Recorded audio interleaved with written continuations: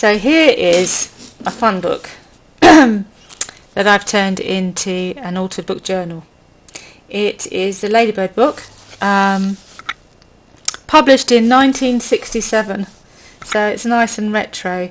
Now, the thing about this book is you've got to realise that it has had quite a life, this book. It's quite battered. I think it might even have a bite mark on it. But it's pre-loved, shall we say. But that is the beauty of it. It's lovely and retro, and that makes me feel quite okay about taking it apart. Because this book, I got it from a charity shop. They were having a clear out, and you couldn't really have sold it because it had some of the pages were drawn on, and some of them were torn. So this is giving it a new lease of life, and hopefully, I mean, if you like altered book journaling the way I do, this is going to be right up your street. So I'll show you inside.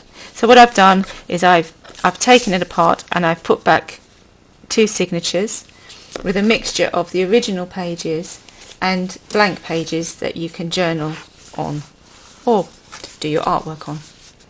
So you open it up and you've got pages like this, and this nervous system of your body. And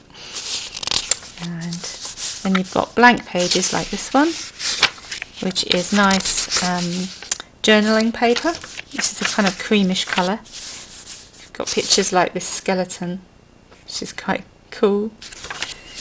And this paper here is watercolour paper.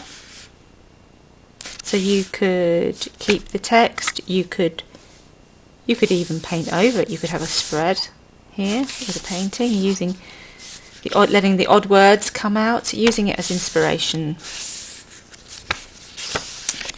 And then here, this is handmade paper, just for a bit of different texture. See, with this kind of paper you've already got the texture there. You've got wonderful illustrations in like this one, which is about the autonomic nerves, keep you alive as you sleep. So, cells of your body.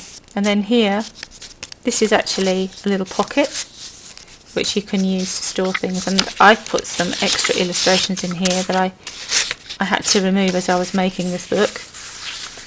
So you can use these in collage for this book or anywhere, of course. I just thought they were lovely. I didn't want to waste those illustrations, so I've included those in there, plus a couple of pages that were odd, but again they've got nice illustrations that you could possibly use for projects. So there he is, there's the digestive system, and he's got a nice meal waiting for him there. Water, of course.